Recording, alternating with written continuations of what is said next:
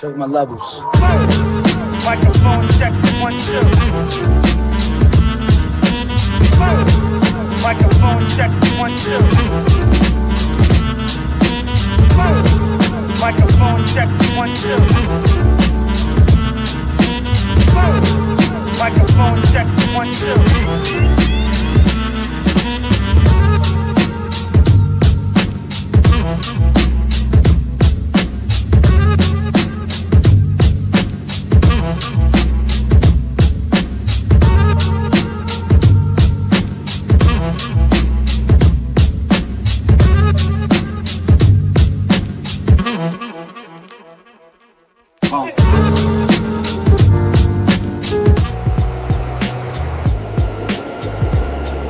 Side B Radio, Sundays 9 to 10 p.m. on 105.1 The Beat, Atlantic City. Hey, yo, what's going on, y'all? It's your man, Mikey D of the legendary Main Source and LA Posse. And right now, you are tuned in to Side B TV with my man, Phil Jackson.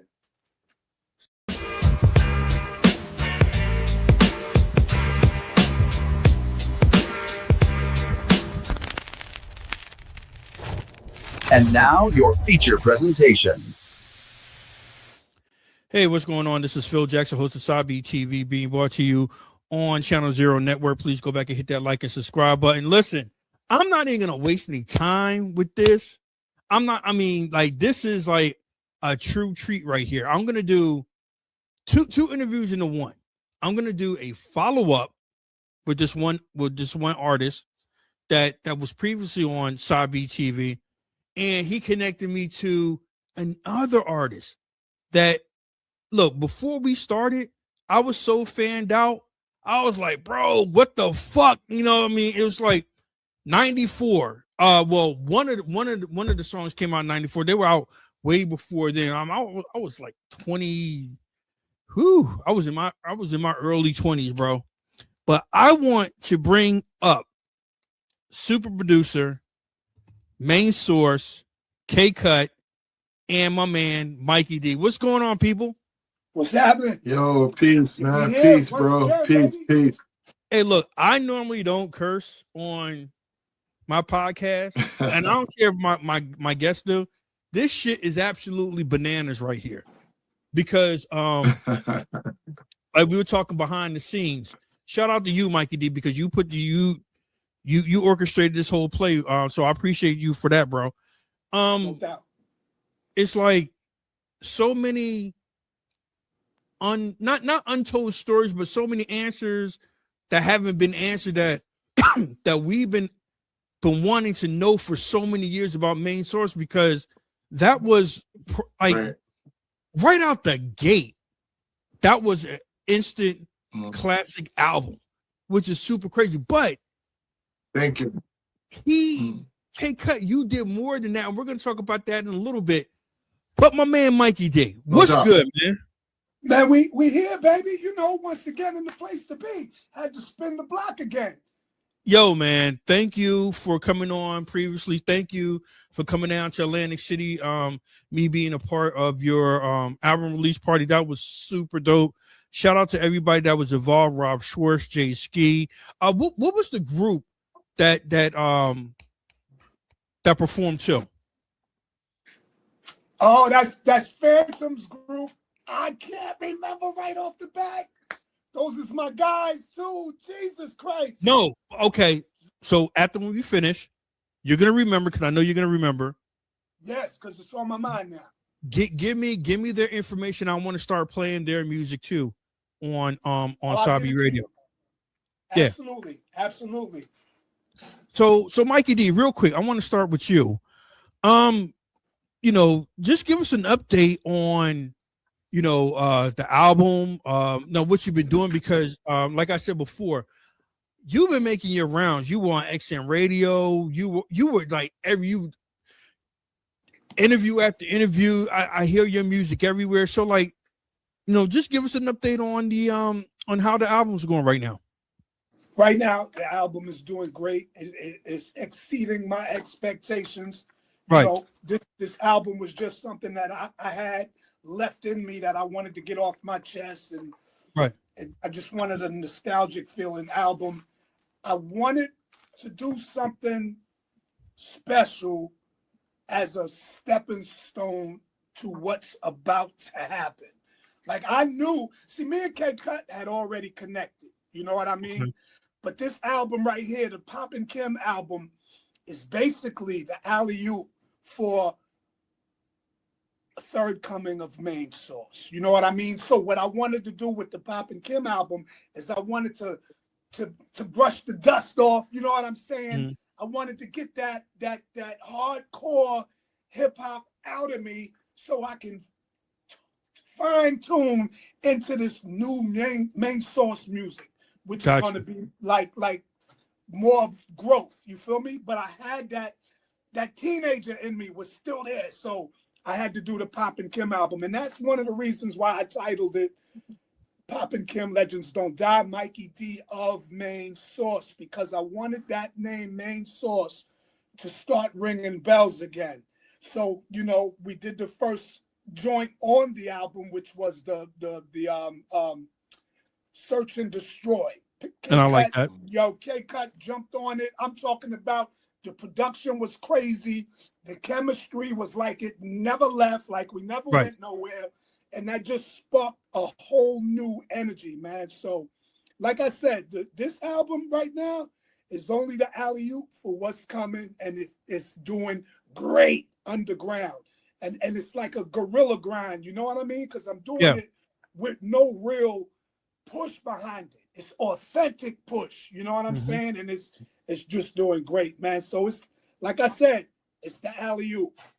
Now, I saw you on XM Radio on Roxanne Shantae's Have a Nice Day radio show. So how was that whole experience just going up there and they actually appreciating the music? Because I know how this radio business is. You know, you set up interviews with people, and it's like some people really not. I'm not saying them, but I'm just saying in general. You know, they'll have the artists up there, and you know, the DJs really didn't listen to it. They really don't have a great feeling for it.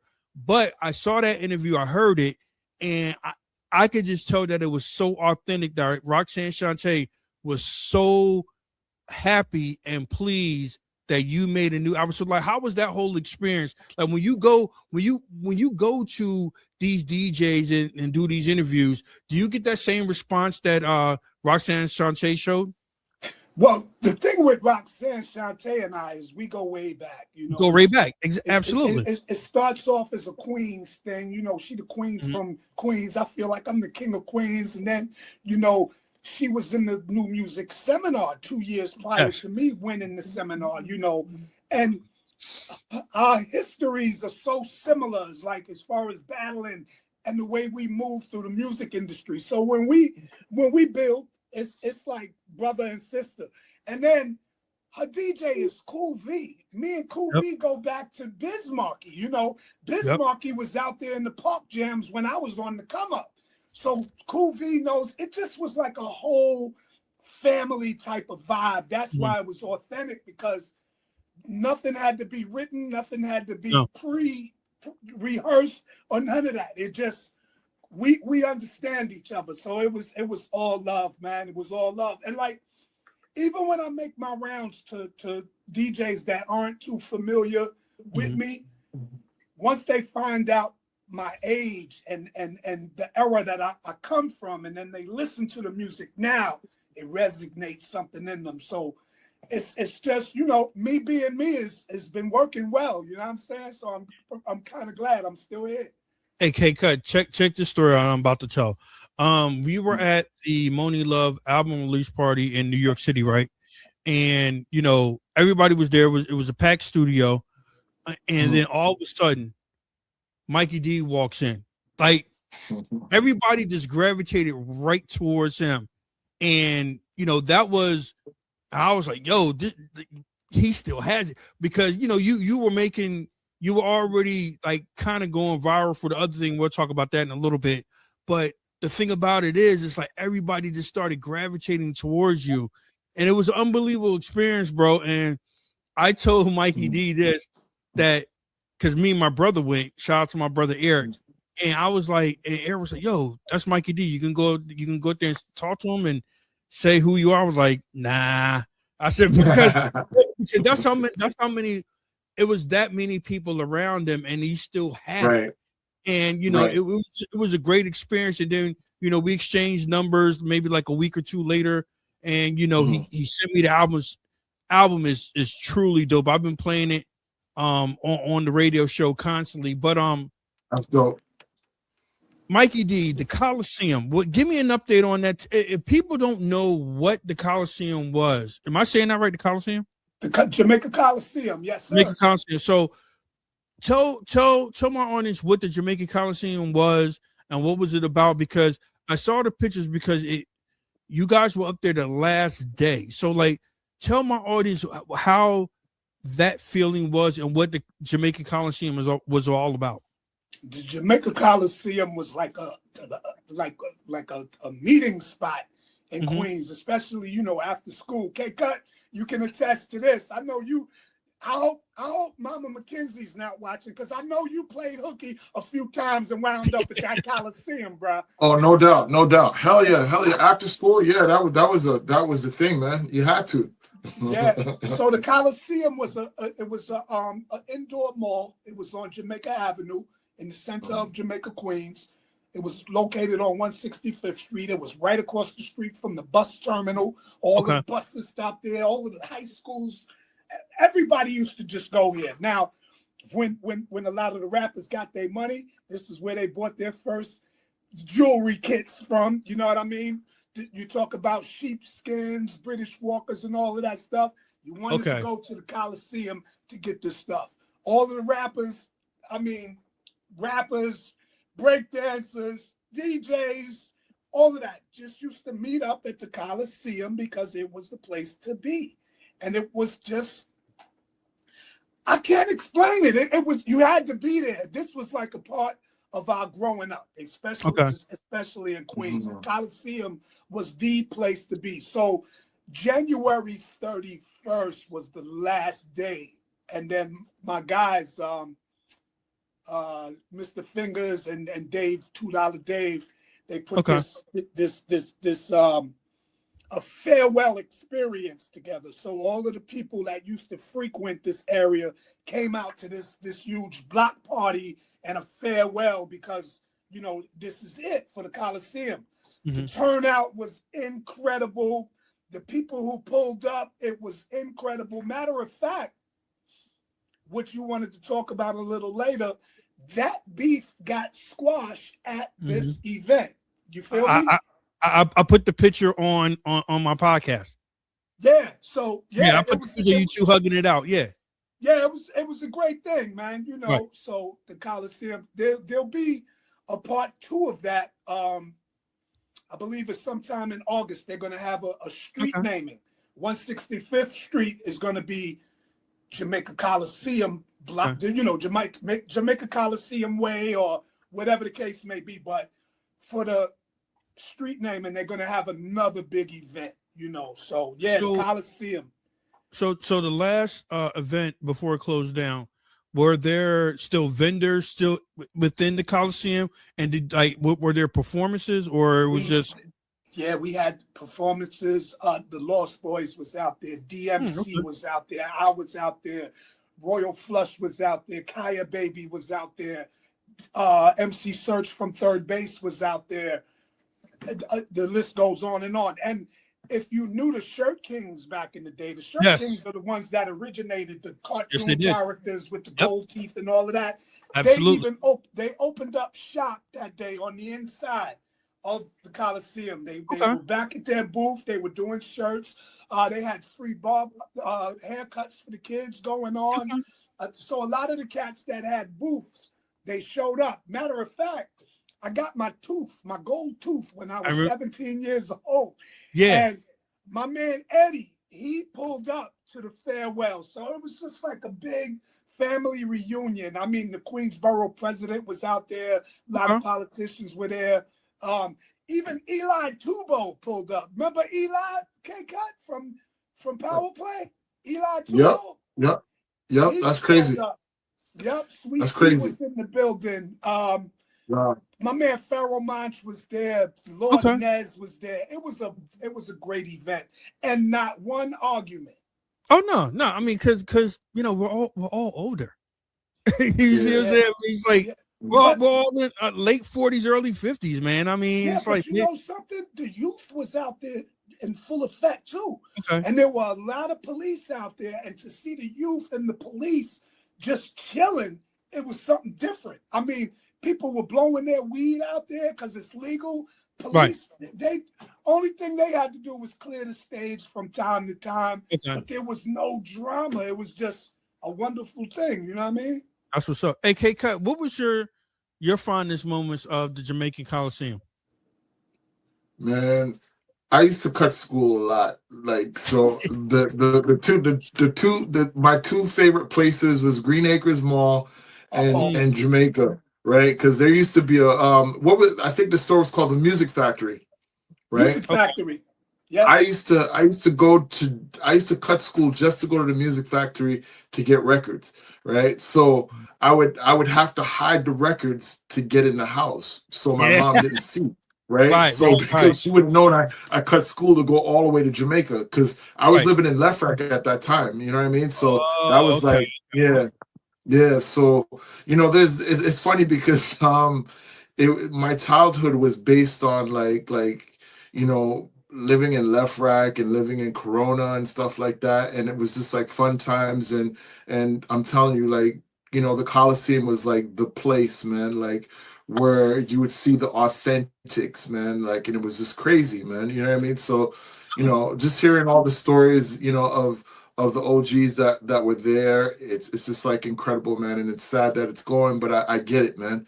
Different time, you know what I mean? And things and changes, you know what I mean? So that's what That's it is. But that's super crazy because like Jamaican Coliseum sounds like an old spot that we used to go to in South Jersey called Pennsauken Mart. And every Saturday, every weekend, Friday, Saturday, and Sunday. Well, Sunday was kind of like a chill day, but Friday and Saturdays it was all over. I mean, you could buy anything in there. We got we got our first tattoos in there, like you said, records, DJ equipment. Like a meeting up spot. They had a movie theater in there. But but Mikey D, what was the one thing that you bought from the Jamaican Coliseum that you cherish to this day?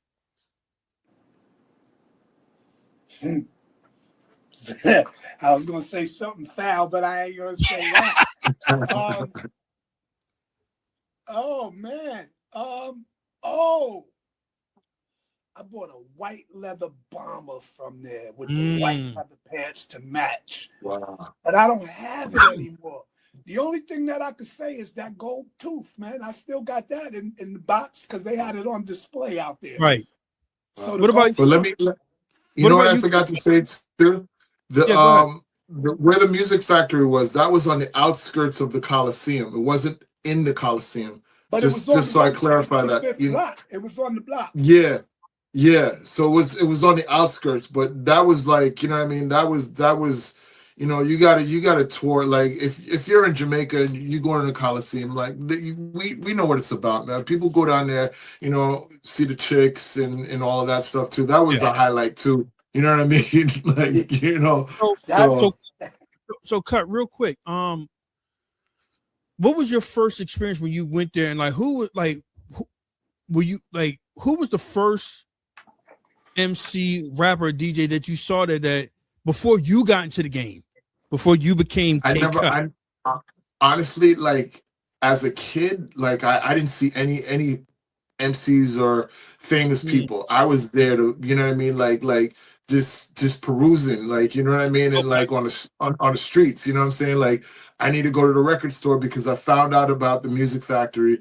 And like when you walked in there, it was like they had like, back in the days, you remember the boom boxes, right? They had the boom boxes like everywhere in Corona, like in Queens, like you would go to these little, stores and they would have all the radios, like the big radios and stuff like that, and all the devices and all that stuff, right? So that was like, Music Factory had like the records, and then they had like, a couple of like the radios and stuff like that. So that was like, you know, for me as a kid, it was just like, oh man, you're in heaven, man. So That's what's that was up. my highlight, you know.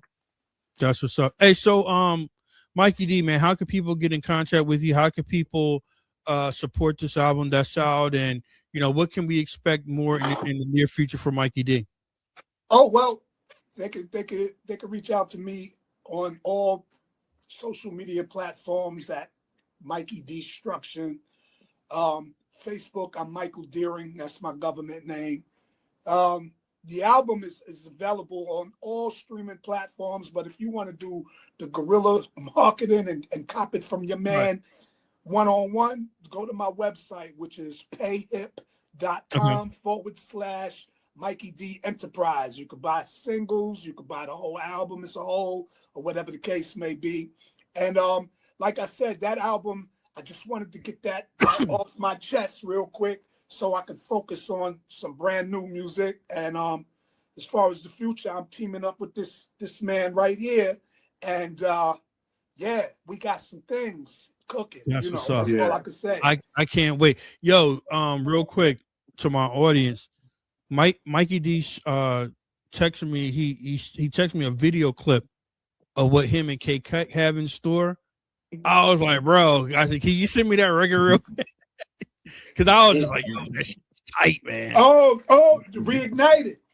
Yeah. Reignited. Yeah, that shit's tight. Man, Thank you, man. I need to get that. Oh, I thought I sent it to you. No. You just sent me like the clip of it. Oh, you need that. I gotta get I need that. I need that. Say less, man. I got you right That's here. what's up. I hope you ain't on your phone That's what's because you're up. about to be interrupted. No. I'm about to do this. Look, I'm fanned out, man. Look, I got a single. And it's in mint condition, super crazy. That's crazy. That's crazy. My man, Yo, oh, go ahead. Sorry, go ahead, sir. Yeah, no. Go ahead. Yeah, no. I just wanted to say thank you, bro, because Breaking Atoms was an instant classic. We're going to talk about that, but your career is just not around Main Source. It's not just around Breaking Atoms. But I know that's what a lot of people want to know. But and just by looking at this, and I told Mikey D, I was like, are they brothers? I said, I never knew that. You did say that, yeah. I said, I didn't know that. I'm looking at it, I'm like, oh shit, they're brothers. But we're gonna talk about all that. Hey, Cut, man, where do I begin? How did you begin? Because you're not from New York City. You're from Canada, correct? I was born in Canada. I grew up in New York City. I tell people, see, this is the thing. I tell people, I'm a New Yorker. You know what I'm saying? Yeah. Just because I was born somewhere else, and I came to New York when I was like 3 years old. You know what I mean? And that's all I know is New York, right? You're New York. So I didn't come to New York when I was a teen, or you know what I mean, when I was an adult. You know what I mean? I came to New York when I was like 3. So I grew up in I grew up in a little bit in Jamaica. You know what I mean? And then we moved to Left Rack. And then from Left Rack, we moved to Corona. You know what I mean? So I did all my my public school, high school, and all of that. All my schooling was done in New York. You know what I mean? So that's a little bit of the background. My family, my parents are from Guyana and Jamaica. You know, Jamaica, the Caribbean, right? So that's where that the West Indian, you know what I mean, and all the colors and the dreads and all of that, the culture came from, you know what I mean? It came from, the roots, which was my family roots, you know what I mean? So I kind of like embraced that a lot, like in my music. So, how did you get started with music? Because we're going to talk about all that because, I didn't know who your mother was. I was just like, what? So I said, okay. I said, okay. I said, yes. I got something to go on, bro. I've been thinking about questions all day. So like my mind is like, good. I mean, my mind so funny. All love, man. Um, it started. My grandfather was a musician. You know what I mean. Okay. He was a singer and he played piano, and he used to tinker around and make his own little records and stuff like that. So that's where it, pretty much started from. You know what I mean? Like us going into our grandfather's records and pulling out stuff and playing with his stuff and. From there, again, like every young kid in New York, like, it started off with hearing like the rap that was coming out on the radio, Rapper's Delight. That started everything, you know what I mean? And then you had like, Funky Four Plus, you know what I mean? All of them, you know what I Yeah. mean? So, Grandmaster Flash and them, you know what I mean? So that's where it started, you know what I mean? And it was just like that was something that I was interested in, and I wanted to be, a part of that culture and a part of what they were doing. I didn't know how I was going to do it, but I just knew that that's what I wanted to That you do. want to be a You know part what of I'm that. saying? So, Yeah. so, how was it like? When did you first started DJing? Like, take up. This is what I want to do. I want to DJ. Like, who got you involved with that? How did you get started? Were you self-taught or somebody teach you? And what was one Um of your favorite first records that you did as a DJ? and, well, I had a friend that used to live in Astoria, and we used to go over his house, his parents' house. He had like a little two turntables, the old techniques, not even the 1200, the old ones with the belt on Oh, it. right. And we had the realistic mixer, so he was showing me how to work it and stuff. And he used to make like these mixtapes, and it had like you know um what Moments of Love, you know what I mean, and all of these cool the stuff that they used to play back in the day, Shaka Khan, you know what I mean, and all of that. So I was really interested in and doing what he was doing, so I was kind of like wanting to be in his shadows as a DJ. And then basically it was just a point of, you remember, I don't know if you guys remember them, the stereo systems where they had the turntable on the top, the amplifier, the tape deck, and they had I the had that. Kenwood and all of that. Yep. Yep. I had So that. we used to so we used to take the vinyl and put it on the top and then use the volume as a mixer and start, scratching and Yes. stuff like that and cut it. You know? Oh, this is what So that's what we used to do. I mean, I wasn't good at it, yeah, but I mean, that's yeah. what we used to do. I'm So telling you. that was the introduction, man, because it was just like we didn't have a mixer, we didn't know how to go about getting the mixer, so that was our thing. So we basically used that as the mixer and the turntable. So we kind of perfected like using that, without a mixer. So my mom saw us like scratching up her her records and stuff, and she was Right. like, if you guys are interested, I'll get you guys some equipment. So basically she got us the bootleg turntables. It wasn't the real techniques, but it was the techniques that the turntables that had the spring and it bounced and it had the Yep. the belt. So it was just like, Mom, this is not what you know what I mean? Like we Right. wanted the real ones. So we ended up getting those, and basically that's how we started, what I mean, with the cheap turntables and the cheap mixer, and started cutting and scratching, you know what I mean, and that's what it was, digging through her vinyls, because back in the days my mom had like these 45s in the Mm. box, right? Like I'm pretty sure a lot of the parents had the 45s in the box, so we used to pull them out and listen to them, and every Saturday was just like cleaning up and listening to You music in the know, house, the you know music. what I Yep. mean? Nah, that's like And what was the favorite song that you always went to that you practiced on?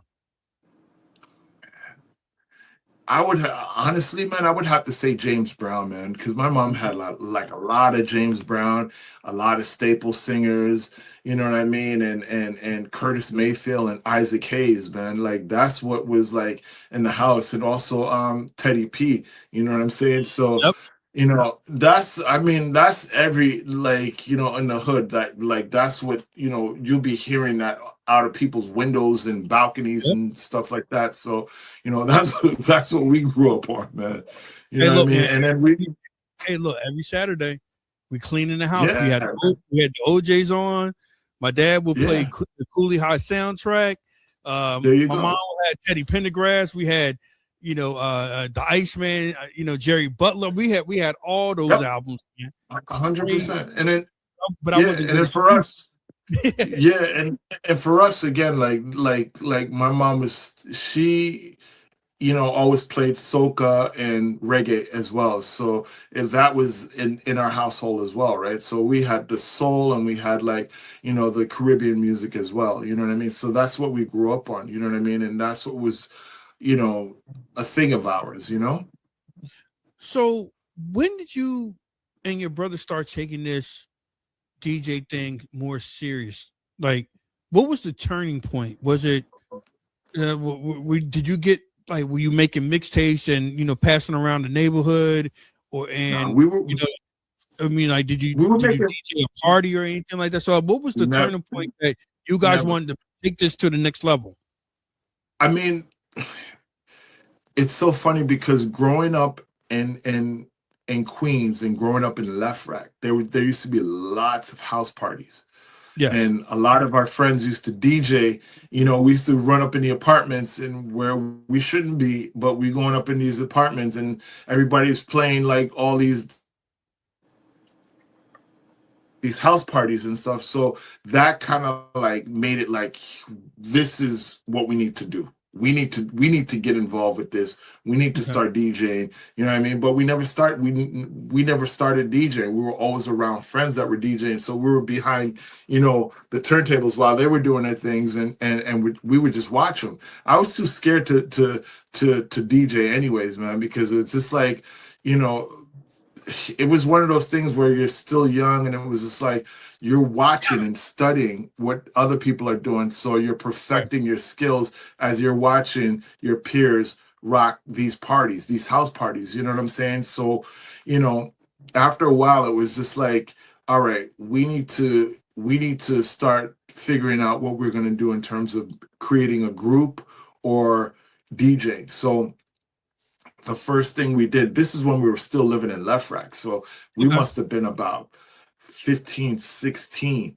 You know what I mean? And it was just like, all right, let's go and figure this out. We had friends that were already making demos and Mhm. and seeing, the cats coming up like Finesse and Quince and their brother, who was a big one of our friends, he was their DJ, right? So we seen them come up, and Left Rack was like the mecca, you know what I'm saying? Because you had like Andre Harrell that was around there, Kenny that played basketball. We had a whole bunch of like celebrities in Left Rack that were coming up, you know what I'm saying? So for us it was just a thing of like, all right, we know what we want to do, you know what I mean?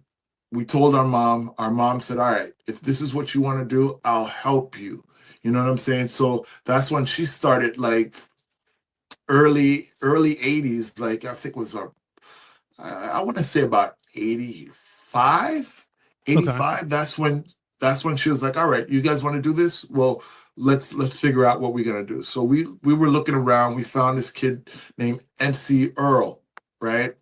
Okay. He was related to Grandmaster Flash and him. I don't know what, I forget, it's been so long ago, right? Right. But he was related to one of the cats from Grandmaster Flash of the group. Mhm. And basically we found him and we basically went in the studio and did a demo, and the name of the group was called New Crew, right? That was Okay. our first group. And then we did the name of the song was called New Crew Rocking. It was the Okay. corniest song you ever heard, right? You still have it? Trust me, it was, and we never did the beats, so it was just the engineer we had. We had the idea, But do you still have and, yeah, and do you still have the song? I can't hear you. Do you still have the song? You heard me. Do you still have the song? Okay, I can't hear you. Oh no, maybe you can't hear me. Hold on, something is going on with the No, it's cool. the mic. Yo. What's happening I here? can hear you, Mikey D. Oh my God. Okay, hold No, on. take your time, bro. Hello? Yeah, can you hear me? Yeah, I can hear you now. Before I couldn't hear you before. Oh, So you I'm just just went trying to okay. Oh, wait a minute.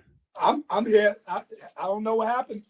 Yeah, I think he clicked out by accident. Hold on for one. Up there he is. Hold on for a minute. There you go. Yeah, there we go. There we Oh, go. okay. Okay, we cool Yeah. now? All right. Yeah. You know what I'm gonna do? I'm Uh-huh. gonna let you guys kick it. And I'm Hold gonna on, kick hold back on, to Bert. hold on. Now I gotta get the charger real quick because my phone is gonna die, so I don't want it Yeah, to die. yeah. So let me just grab it real quick. Okay, yeah, no. Okay. Yeah. So Mikey D, man, it's like, when are you coming back to Atlantic City? Like what like does Rob have more things in store? He has the his distro fest. Distro Fest. Yes. That should be coming up. Yep. He's working on that. So, I'm always at the distro fest. So we're Okay. gonna definitely link up again, man. Maybe And we can cut out. you came down to his one office. Like The I one think in like Cherry Hill. well, what about the one in Blackwood? Did you go down to that one too? Blackwood. Because that is so because he has an office in Blackwood. And I live in Blackwood, and I drive from New Jersey Transit. I'm just like, and Rob called me when I was coming home from work. He said, "Yeah, my office right in Blackwood." I said, "Where at?" He said, "Right across the street from the Dollar General." I was like, Yeah, I've been there. I said, "That right there?" I said, "Bro, I live like 3 minutes away." And you know what? Never went there. I've been there several times, man. I know you have. Yeah, I know you have. He still has that office there? I'm not for sure. I don't think he does. I knew he moved all of the stuff. Yeah, The nostalgia is Yeah. in Atlantic City now. Yeah, everything is in Atlantic City right now. Yeah, Yeah. I think everything is in Yeah. Atlantic City. But yeah, I've definitely been to that spot a few times. I used to supply all of the drinks, the Pepsi products, the energy drinks. Because I work at Pepsi, so Yeah. you see me, I'm a big, supporter of the brand. How long you been working there? About, I say 13 years. Is it pause? It's still okay. It's recording. So we're gonna pick up where, your demo, and I asked you, did you still have the original demo that you did? Because you said it was so corny. So do you still have that demo tape? I wish I did, bro. I wish I did. Not anymore, man. That's for got it. I definitely trust me. If I had it, man, it would be something to play, man. But it's funny because even when we did Main Source, right? Mhm. With Large Professor, like the demo was not even, we didn't even produce that. Like, you know what I'm saying? We just had the idea, you know what I mean? And it was, if you're familiar with the first single that we ever did was Think, and then we had Adam, right?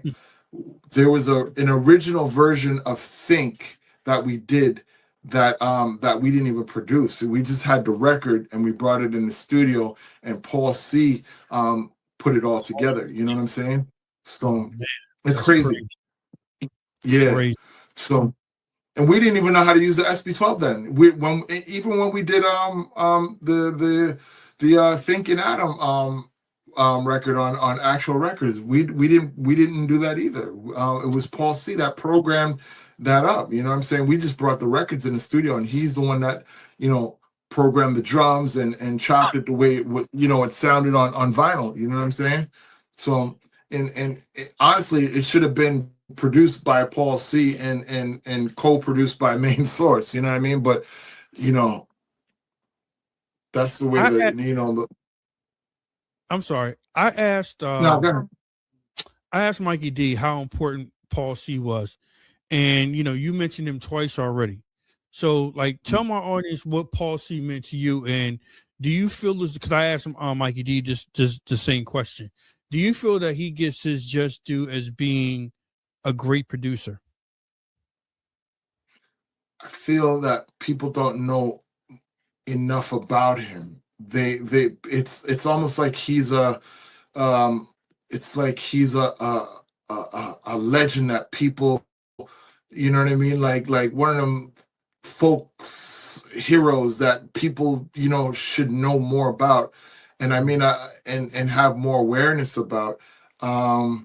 Paul C meant a lot, man, because Paul C, you know, everybody went to Paul C. When we found Paul C, you know, he was working with, you know, Mikey D and the LA Posse. He was working with Biz. He was working with Eric B and Rakim. He was working with man, Organized Confusion, Ultramagnetic. So these were like all the groups that were popping back in those days. So he was doing a lot at that time, you know, for a lot of people. You know what I'm saying? And just to tell you how I met Paul C. Um, was a group that were friends of mine that actually went to 1212 studio, and Okay. they came back and played me the demo. And when I heard the demo, I was like, yo, who did this? And they said, yo, we found this dude named Paul C, and we were recording at 1212 studios. So I was like, yo, just let me get the information, man, because we need this guy, you know what I mean, for us. So you know, I got the information from my boys, and then from there I gave it to my mom, and then my mom called the owner of the studio. She set an appointment, met the owner of the studio, and she was like, yo, we want to work with this guy, Paul C. And he was like, all right, cool, boom. So he connected us with Paul C. He hooked it up, and that was the magic. That's how we met Paul C. You know what I mean? A lot of people think it was the opposite, where, you know, where Large Professor met Paul C, and we all went up in there. No, it was through me. You know what I mean? Like, you know, my guys were in the studio with Paul C, and I mentioned it to my mom, and she put everything together, and she got us up in the studio with Paul C. You know what I mean? So that's how it went down. So let me ask you a question, because you know, shout out to your mom, because you know, she saw your vision, she saw what you and your brother wanted to do, and she supported you 100%. How important was that back then, of your mom doing it? And did she have any experience in the music industry at before, like while she was while she was handling your situation? Yeah, she had no experience whatsoever, man. I mean, my mom, she, you know, she's like a free soul. Like, so she understood, like, you know what I mean? Like, in terms of, if you feel that you want to do something and you feel that magic and this is what you want to do, she'll support it. You know what I mean? Because she left Canada with, you know, myself and my brother, you know, at a young age, Mhm. and came to New York because she was a model at one point, right? So Right, right. she came out to New York to pursue her modeling career and everything like that.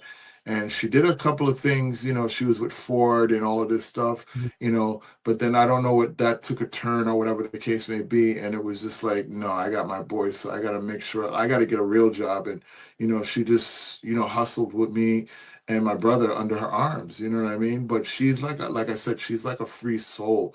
And she's Mhm. like, if this is what you want to do, then I'll support that. You know what I mean? So not a lot of people get that support because it's just like a thing of like, no, you're not getting in this music industry thing. You know what I mean? Like, forget that. Go to school and stuff like that. But she was just like, if this is what you and your brother want to do, I'll support you. You know what I mean? So, Now, was she the first manager of the main source? um, my mom always supported Main Source. We had another manager Okay, um when the actual group was together, meaning okay, Large Pro, myself, and Sir Scratch. We had another manager that we were looking at, but things folded up and it wasn't right. We found this dude that was connected to Warner Brothers, okay. and Warner and Sire Records and everything like that. You know, we were supposed to be doing a song on the Batman record or whatever, and that folded. Everything just got mashed up, and basically the guy that was supposed to be representing us and managing us, it just was dead. So, you know, my mom said, you know what? I'll be the manager, and I'm gonna deal with you guys, and you know what I mean, because I know, you know, you guys will be taken care of. You know what I mean. So that's Absolutely. basically, you know, how that worked out. Yeah, shout out to your mom, man, because she saw the vision and She let you guys do what you guys do best, and you guys went far beyond that. So like big shout out to your mom because the album was incredible. But we're gonna talk about that. But so you had the one MC on the demo tape, and I guess that didn't work out. So how did Large Pro come into the fold with you and Sir Scratch? I met Large Pro in high school. Okay. One of his best friends. We all used to go to John Brown High School in Queens, Okay. Flushing. Well, Queens. I shouldn't say it's off. It's not in Flushing, but it's outskirts of Flushing. Right. And one of his best friends was one of my friends, and I was talking to him one day. We actually cut school like we usually do, go to Green Acres Mall, and it was just like we were just talking, and I was just like, yeah, man, I'm trying to do this hip hop group and everything like that, and he was like, yo, I got somebody for you, and that's when he told me about Large Professor. His name wasn't Large Professor then; it was Paul Juice. So it was just like, all right, cool. You know what I mean? Like, let me meet the dude, right? So I met him, and it was just like, all right, we were all vibing out. So I was like, all right, cool, just come up to the crib and meet my brother and my mom and everything like that. And when he said, all right, cool. So when he came up, I thought he was gonna come by himself, but he didn't. The other two people that he brought up to our apartment was Neek the Exotic and Shaw Skills. Shaw Skills is the producer that did the Onyx record Slam, right? Mm. So it was Neek the Exotic, Shaw Skills that came up to the crib, and when they left, it was just like those guys didn't want to be involved. I don't know the reason why they didn't want to be involved or whatever the case may be, but Large Professor was like, yeah, I'm gonna stick around and I'm gonna rock with you guys, and basically that's the beginning of the group. You know what I mean? It's funny because um I forgot to. I had another interview a couple of weeks back, and I forgot to mention my man JOD. We started out with three DJs. It was three, me, Scratch, and my man JOD. That was a part of the group. You know what I mean? And he ended up not being in the group because he had to deal with school and everything like that. You know what I mean? So it just came down to two DJs and one MC that was Large Professor. You know what I mean? So yeah, that's how that worked out. That is so crazy because we never seen anything like that. We never like seen two DJs and one MC. We were like, there's always like one MC or two MCs and one DJ, but Mhm, like we never saw like two DJs and one mhm, MC, and we were just so amazed by that, and we were just like, yo, this is super crazy. So so all this is forming. So mhm. when did you guys come up with the name Main Source? Main source came about. The name came about when I'm the one who made the name Main Source. Okay. I was at work. I used to work at a place called Odd Lot. It was like almost like a Walmart, right? Okay. But Yep. it was a Yep. small version. It was like a small version of Walmart. And Yep.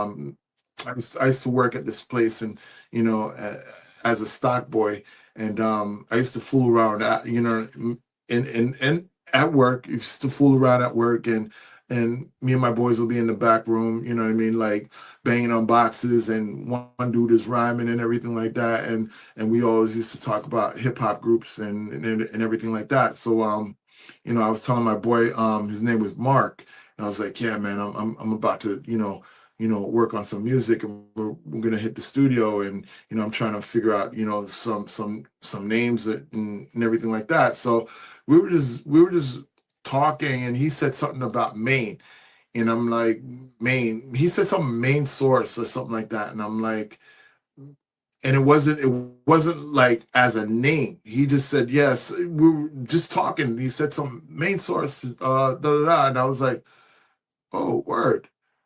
And I was like, yo, I'm gonna use that.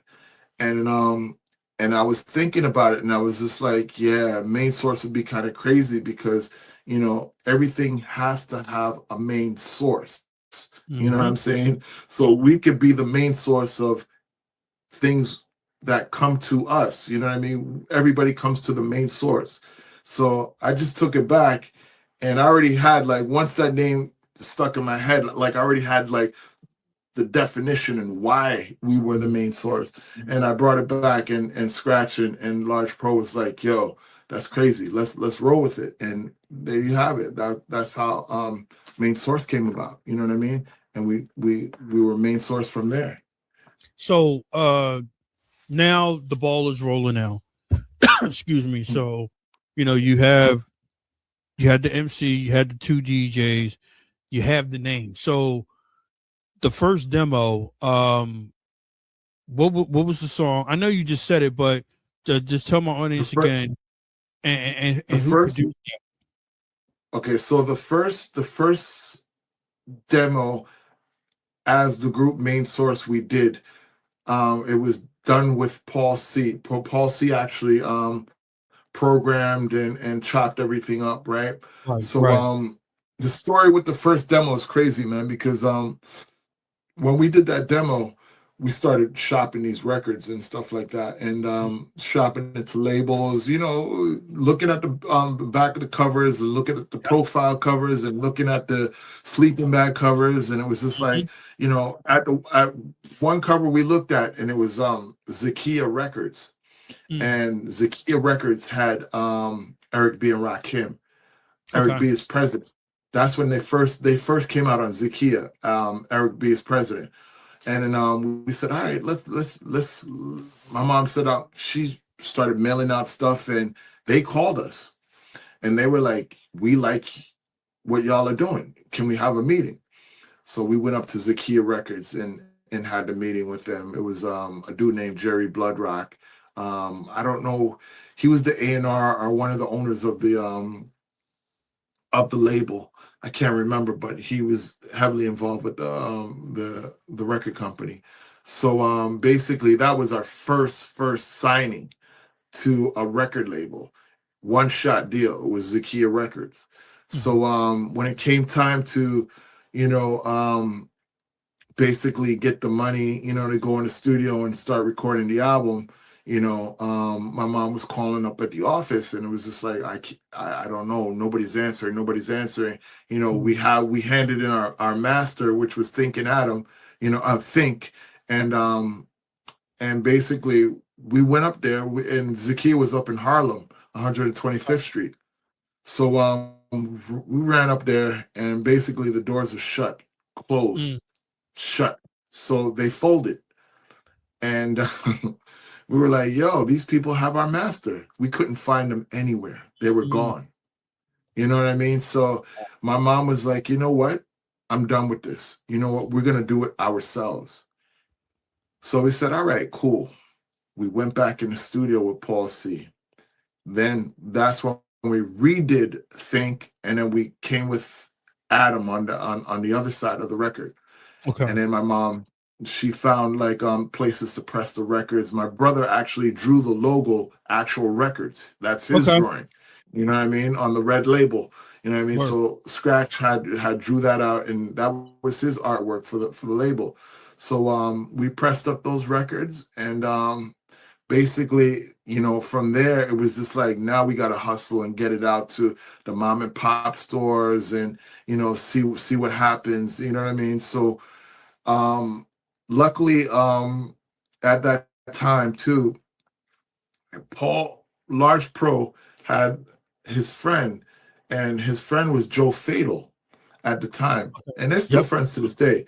So Joe Fatal was friends with a lot of people, and he happened to know Molly and Pete Rock.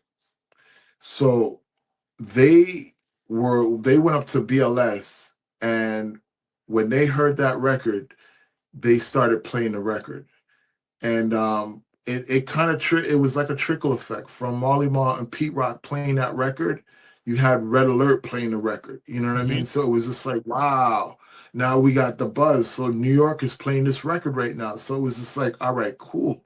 So we had the buzz going, and then we started doing little shows around Connecticut, and you know Okay. what I mean, just like just doing little promo stuff. And then we knew that the record was dying out, so it was just like, all right, we need to go back in and put something fresh together. That's when the unfortunate happened, when somebody killed Paul C. Oh, see. And it Yeah. was just like, yeah. And it was just like, when that happened, it was just like we had to refigure out what we were gonna do, because that was our guy. You know what I mean? And he was doing pretty much all the Every, yeah. programming and Yeah. you Yeah. know what I mean, doing all the stuff for us. And it was just like, what do we do? So it was just like, we're on our own. So we found a studio called Libra Digital, and Okay. those guys over there were like, amazing. So that's when we had to, we were forced to be producers. Now Right. we knew what to do because we learned from Paul C. You know what Mhm. I'm saying? And fast forward, we went to Libra Digital, and we put the other records together, which was called Watch Roger Do His Thing and Large Professor, right? And with those records, my mom was like, we're going to step up the game, and now we're going to do a video for that. Mhm. So we ended up doing a video for that record, and now there was a huge buzz, because now my mom was like, all right, I'm going to start, finding some people that could work with me to get these records out to more mom and pops and everything like that. So she had a little staff going on, you know what I mean? So we were like a little first priority in our apartment, right? And she had people in there working with her and calling radio stations, college radio stations, and them shipping records out and all of that stuff. So there was a little system going on, right? So now it's like everything is happening, and it was moving. And we had this thing back in the days, I don't know if you remember this thing called the box, where you had to Yeah. pay. Oh yeah. Yeah, you Yeah. remember the Yeah. box, right? Yeah. So yeah, See, I'm Jersey, close to the Philadelphia area. But the thing about it right, is, everybody knew about the box. Everybody, right, because I would go up to North Jersey or New York City to visit my family. That's the first. That was the first thing that I would watch. And yeah, I mean, right. of course, yeah, that's legendary, bro. Right. So we got popular on the box, and then we started doing we are and before we even signed to Wild Pitch, we were doing shows in Philly. We were like, like doing shows with Poor Righteous Teachers and all of that stuff. We didn't, and it was on an indie label, right? Actual Records. Right. So, we were doing all these shows, and the record was Watch Roger Do His Thing was getting crazy views on the box. So labels started calling like, what's up with this main source stuff? You know what I mean? And basically my mom was like, you know what? If a label wants to sign y'all, then you know what I mean, let's make that happen, because she was getting a little, you know what I mean, like money was, it was there, but it was just like, it's gonna get really expensive, you know what I mean? So she was like, if I could hand the reins to somebody else that has the wallet, you know what I mean, to put y'all out, and I'll oversee that everything is done properly, then let's do that. So we had a lot of labels call us, and we ended up going with Wild Pitch, because Wild Pitch had the street records at that time. They had Chill Rob G, Gangstar, Lord Finesse, Lakeem Shabazz, like, you know what I mean? And they just had like the streets, you know what I mean? So we figured, you know what? Let's just rock with the independent, because they seem to, know what they're doing, and we just at the time it was a good situation for us, you know what I mean? We felt that independents were the right way to go. We didn't want to get lost in the majors or anything like that, so we went with Wild Pitch, you know what I mean? And that's where the magic started, man. That's super crazy. So I like to ask my artist this. How was your first contract with? Well, we already know about the one record label in Harlem that never Mhm. went anywhere, but Yeah. the Wild Pitch contract.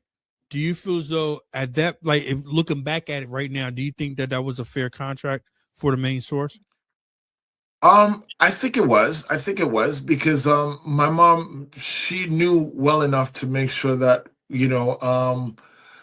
we negotiate the right way and everything was fair. You know what I'm saying? So everybody had their splits. Everything was nice. Everything was done right, right? Um, the only thing, we didn't know about was advance. Like back then when we signed to Wild Pitch, I think we got like a $35,000 advance. And that $35 went to that whole Breaking Adams album. You know what I mean? We used that to make this album.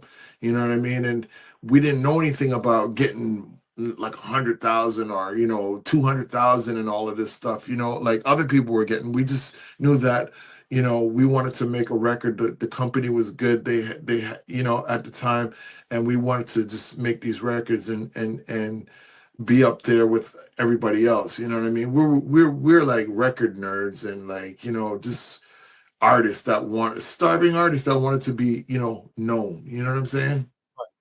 So let me ask you a question. I'm on. This is a side note. Mhm. Your mom, the game plan. She put the game plan together and got you guys signed. Now, with that being said, like, were other groups inquiring about how your mom did it and like, yo, can you do this?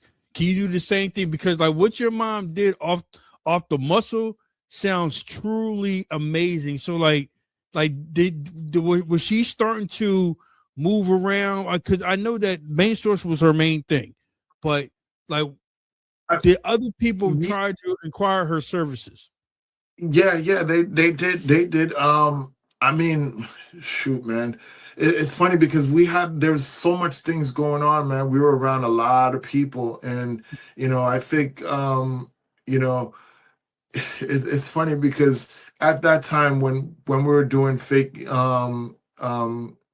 Breaking Adams, there was Nas too that was around. So I think my mom was getting ready to manage Nas as well. I think she was gonna, you know what I mean, because Nas was around us, Joe Fatal, all of them cats were around us. So they everybody was like Sandra McKenzie. So the industry started to like, yo, who is this Sandra McKenzie lady? I heard she's like, like powerful and all of this stuff. You know what I mean? Like, so people were like trying to, find out, like, you know what I mean? So she had a little buzz going on and in terms of being the manager because she was hardcore, right? She didn't Right. take any nonsense, you know what I'm saying? So that was her buzz, you know what I mean?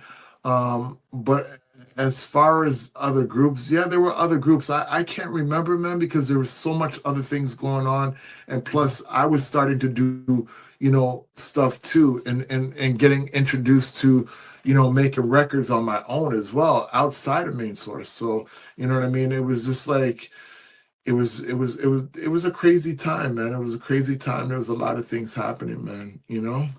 So now let's get back to the classic album, Breaking Adams. $33,000. That's how much it took to make 35. that I think it was 35,000. Yeah, 35,000 $35,000, yeah. which is crazy. Only like what? One song had one feature, and that song took off, and we'll talk about that song in a minute. But Mm.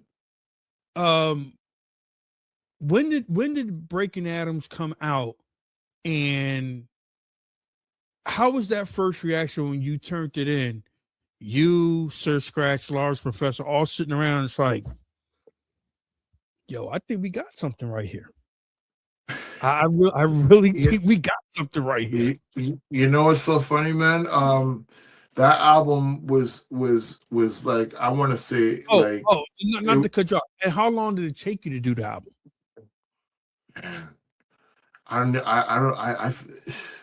It's so funny, man. I want to say a couple of months, maybe 6 months, maybe do that Okay. record.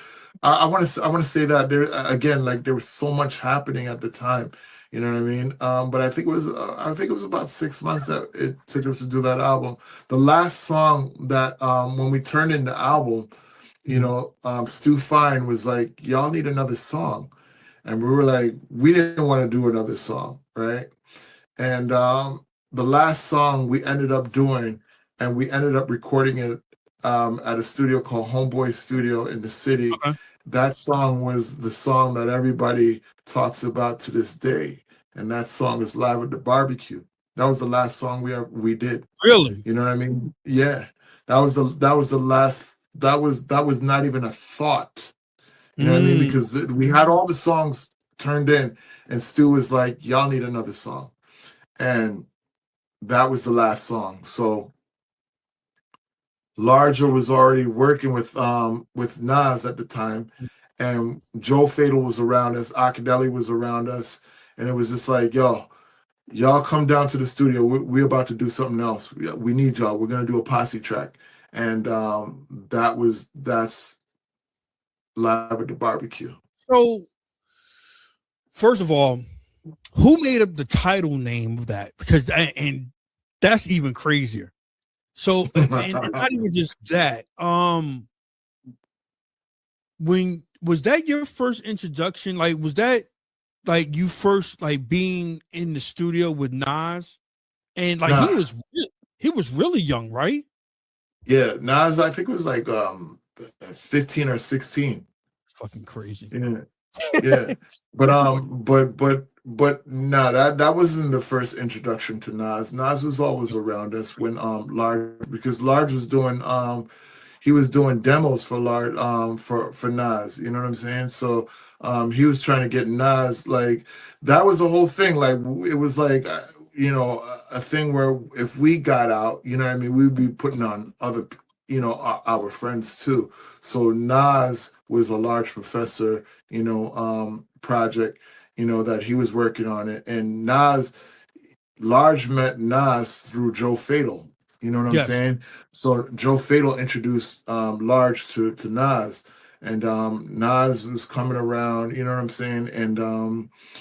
And basically we heard all the demos that were being made and stuff like that with Nas. So it was just like, all right, Nas is nasty Nas, you know what I'm saying? Like, so we got to bring him up in the studio with Akinelli and Joe Fatal, and that's how we came about with Live with the Barbecue, because it was just like, all our peoples, like that's the last record.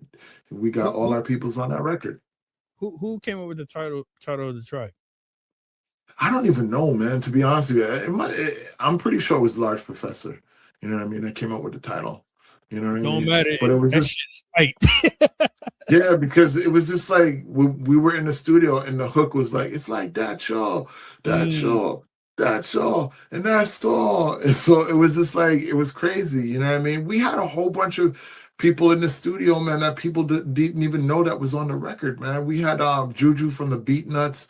He would come up really? to the studio, yeah, man. He was up there in the studio, adding backgrounds and everything on a lot of the records that we did, man. So there was a lot of people involved with it, man. It was almost like a community, and friends, you know what I mean, came through, and it was just everybody came to bless what we were doing, man. You know what I mean? It was a vibe.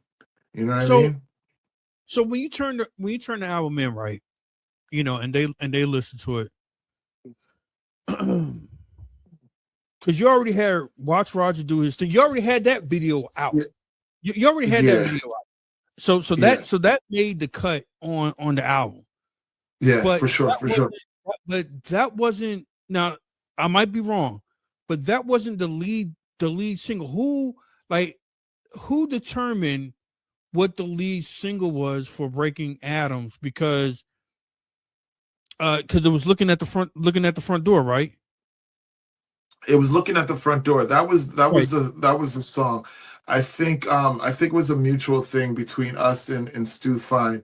So what the everybody heard, what everybody knows, that the version of front door that's out that everybody knows Mhm. is not the version that we had when we turned it in, right? And because it was going to be a single, so Stu Fine was like, we didn't even have a bridge in there with the scratching and all of that stuff, right? So it was crazy.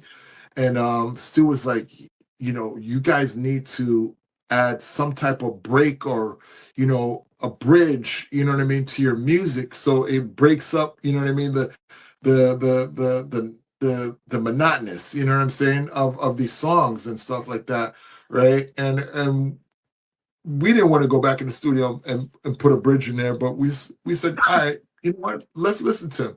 So we said, all right, cool. We went back in, put the bridge in front door, and then we started putting bridges in like all of the songs and making them where they had, you know, some type of, you know, a break, you know, structure where, you know, it gave the music a breather, you know what I'm saying?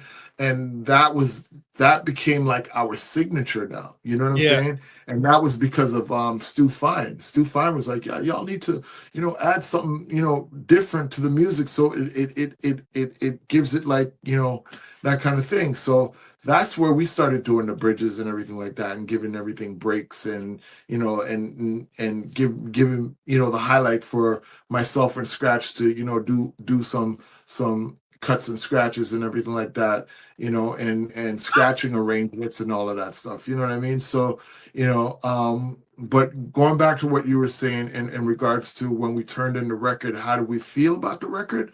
Mhm. Man, I can't even explain to you how the feeling was, man, because it was just like we finally did it, like in terms of we completed an album, you know what I'm saying? So now it's getting ready to go out to the world, you know what I mean? So we didn't know what was going to happen, man. We didn't know. We knew nothing of what was going to happen. We knew that there was three kids that wanted to make music, Mhm. and we wanted to be out there with the rest of the hip hop community. When Front Door dropped, that was it was out of here. You know what I mean? It was gone. You know what I mean? Bro, Meaning when I say gone, it was just like everybody it's, took to it it's you all. automatically. Let me tell you something, Oh, man. When did looking at the front door came out? What year was that? I want to say in 1990 or 91. I Okay, know the album dropped in 91, so it must have been 19. This was probably 1990. I think it did. If let me I'm tell you not, something. yeah. Let me tell you something, and not to cut you off, because I'm fanned out right now. You No. had all the brothers out there. That was our theme song. If our girls got if we got irritated with our girls, we will put that record on. It's like, this means you. Yeah. That was our theme. That was our theme from back then, man. I'm telling you. Yeah, that's But yeah, crazy. man. That's crazy.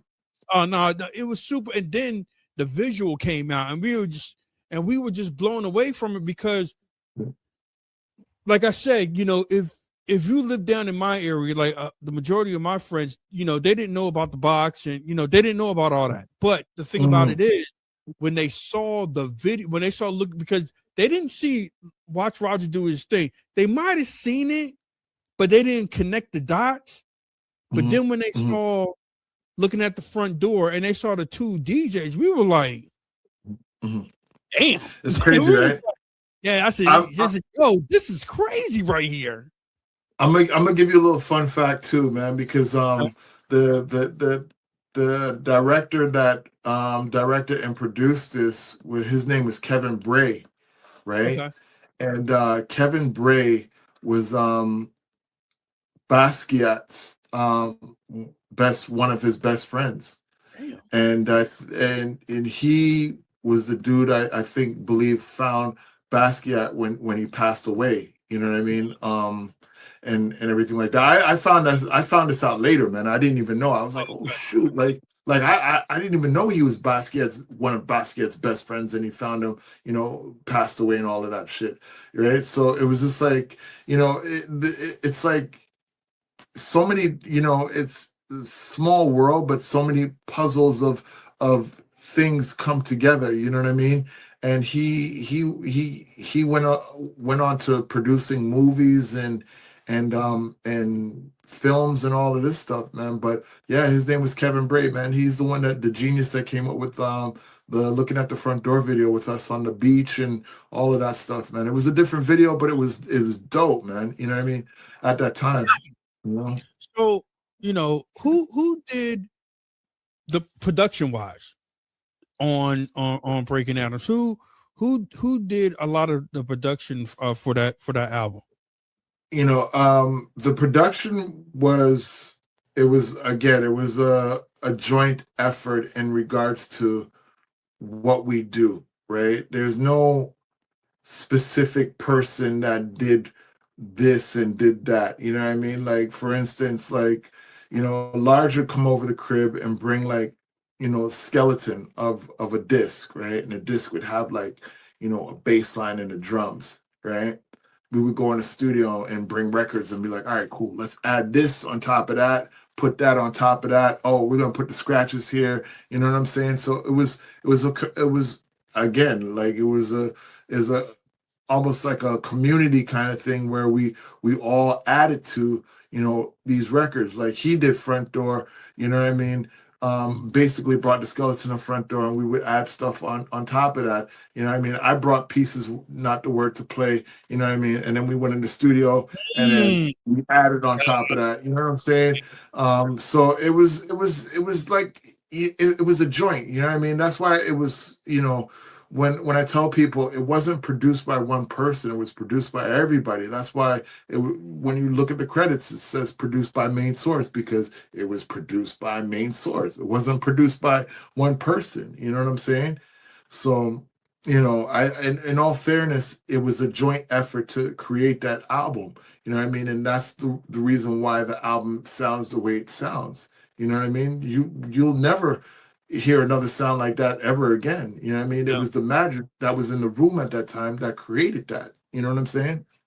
Because I totally forgot about the piece record. I totally forgot about that. But I'm fanned Yeah. out right now. But anyway, Yeah. Friendly I Game. did peace. It was funny because, sorry, not to Yeah, cut you off.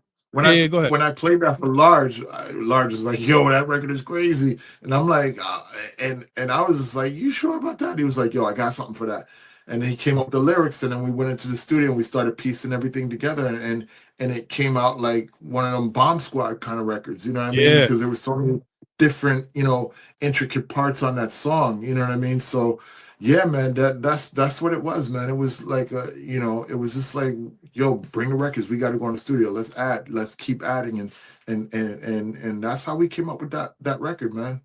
Who did the scratches? Who did the scratch? Just I say in peace. Who did that? You or Sir Scratch? Yeah, it was me. It was I did all the scratches on pieces not the word to play. I did all the scratches on looking at the front door. I did the scratches on Let's Rap. I did the scratches. Me and Sir Scratch did the scratch and cut. Sir Scratch did the scratches on He's Got So Much Soul. You know what I mean? Mm. So it was mixed up, but like the stuff, like the craziness with the orchestrated stuff, like on pieces not the word to play. Like I did all of that stuff. I was heavily into like making sure that the way my scratches sound, I wanted them to sing. You know what I'm saying? So it was almost like you're kind of like orchestrating it, like like a bass player. You could play this, and that section plays that. So that's how I was kind of like orchestrating like the scratches and stuff. Oh, that's crazy. Out of all the songs that were on that album, which Mhm. one means the most to you and why? I think there that's a trick question because there's so many. I mean, I think for me there's the entire album means a lot, you know what I mean? Because there was so many memories of each song, you know what I mean? But if you're asking me a specific song, I think it would probably be Peace, and I think it would probably be I gotta go with two songs, man. It's gotta be Just a Friendly Game of Baseball. You know what I mean?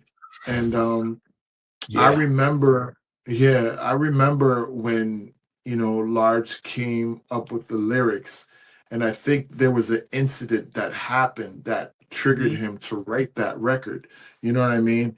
So when we went into the studio, it was game on. You know what I mean? Like it was just like everybody was in the studio at that time. Juju was in the studio, everybody, and we were all like, "Yo, this is crazy."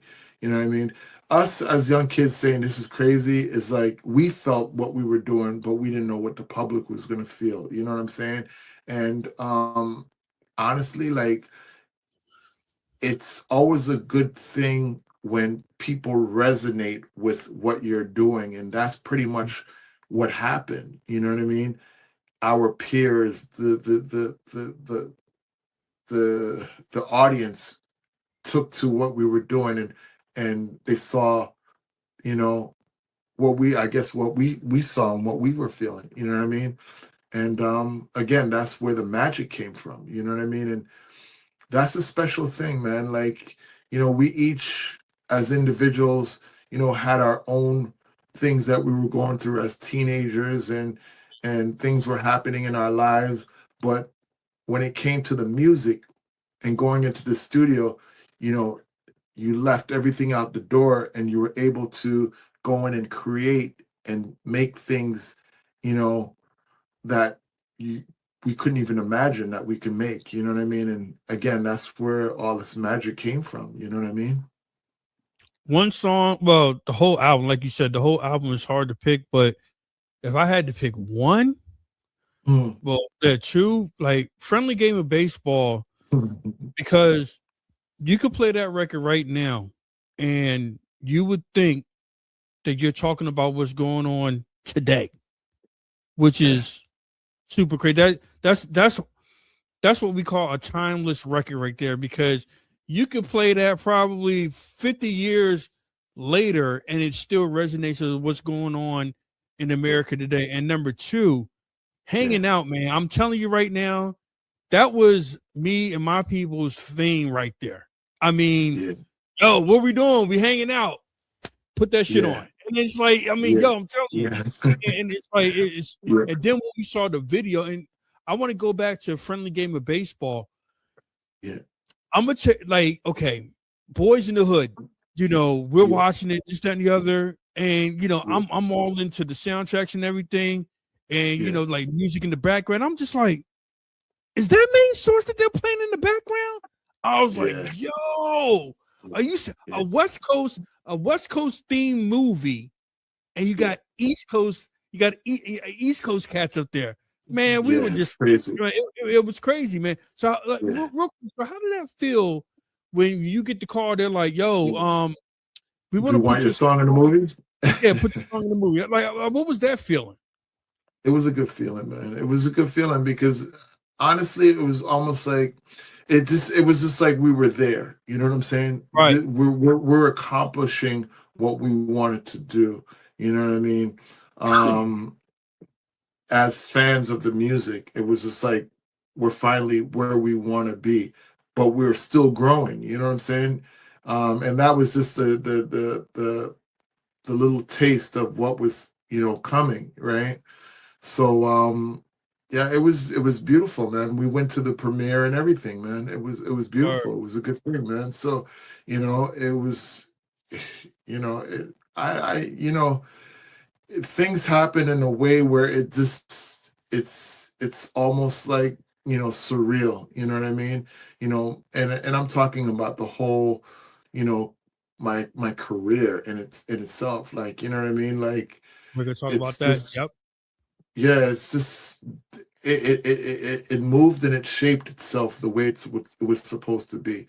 You know what I mean? I'm generally a quiet person, and a laid back person, and people that know me know how I am. Like I just, you know what I mean? I'm like a music junkie, a record junkie, and I just like making records and making music. You know what I mean? And that's what I do. I don't like drama. I don't like craziness. I stay out of that. You know what I'm saying? My thing is just like trying to make music and stay in the cut and do what I do. You know what I mean? So to the present time, how many records has Breaking Atoms sold? Like what's the status on that? Gold, platinum? I know that really doesn't matter to you per se, but to me as a fan, I'm like, yo, I know this got to go.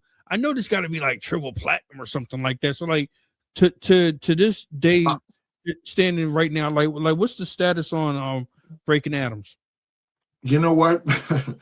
to be honest with you, and this is the thing for us when we were coming up and Breaking Atoms was out. We felt, I still feel like the record went gold, but we were never told it went gold. We don't even Mm. know what it sold. You know what I'm saying? Oh wow. Because that's when everything got a little weird with the label, and things were not being told to us the right way, and groups started abandoning ship. You know what I mean? Gangstar left, and Lord Finesse, and there was a lot of craziness happening at the label. And we really didn't know what we sold. I can't even tell you to this day. I think we went gold. We could have probably very well went platinum, but I we think you we went wouldn't platinum. know. Hmm. Yeah, I think So so too. But so but it oh was go ahead. hidden though. You know what I mean? So going forward, it's like 30 plus years later. Do you guys own the masters, the publishing from Breaking Atoms now? We do. Everything was reverted back to us. So we own the masters. We own the name. You know what I mean? Everything is ours. Under our umbrella. You know what I mean? When the group broke up, this is just facts. Mhm. Large wanted to go solo, so you know we were handed a contract through Lear Cohen, and that this is what needs to get done, separating the group or whatever. And Mhm. as far as I know, I'm just telling you what I listed chimed in on, you know what I mean? Because I wasn't a part of that Mhm. when Large signed off. But I know that, I was told that he signed off and he doesn't want anything to do with the group or the name or whatever. So, it was just like, all right, the name is ours, you know what I mean? And but he still gets his royalties and all of this stuff, you know what I mean? Because the songs he wrote the songs. It's 33 and a third, so you can't take somebody's Yeah. half of, Right. you know what I mean, or whatever. So he still has his publishing, but he's the name, he can't use the name, or you know what I mean, he can't you know um do anything in regards to the group or whatever. So it was sad because you know it's just like we came up, together, and we created this together, and we broke up. You know what I mean? And I'll get to that too in Yeah. regards to the group breaking up. You know, as far as I had a conversation with Large actually like last summer, and we were Okay. talking. You know what I mean? Because we're still cool. We're still cool. Okay. Like we're Cool. still cool. Like Right. Right. we did a couple of tours together in 2018, and we did like Europe together, and then we did Europe again, you know what I mean, after that. And then we did a reunion show at SOBs, and Yeah. Yep. I I mean, remember that. you remember that, right? So Yep. so Mhm. that's what led to the tour. But a vinyl company came to us, and they were like, hey, we want to, we love Main Source, and we want to put out Breaking Atoms. Has Breaking Atoms been reissued by anybody? And I was Mhm. like, no, they haven't. You know what I mean? Let me go to my folks and see if we can do this deal. And we were like, all right, let's do the deal. And they did the deal, and we redid the cover. I brought Large in, you know what I mean? And they were like, well, we want to do the reunion show. And we said, all right, cool. The reunion show was sold out, man. And it was crazy, man. It was just like, I felt like this, it was the beginning where we started, where, you know what I mean? Where us being kids again and having fun and doing what we love, you know what I mean? But moving forward, I was talking to Large last year, and I was like, yo, man, why did we break up, man? Mm. Because for me, like, I still didn't understand why. You know what I mean? There was things in my head that was like, why did we break up? You know what I mean?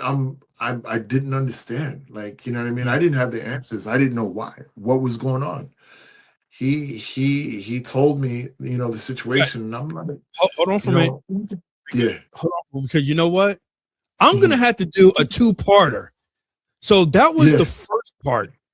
Now we're gonna take a break and we're gonna come back, and you're gonna tell us that conversation that you and Large Professor had, because that is very important.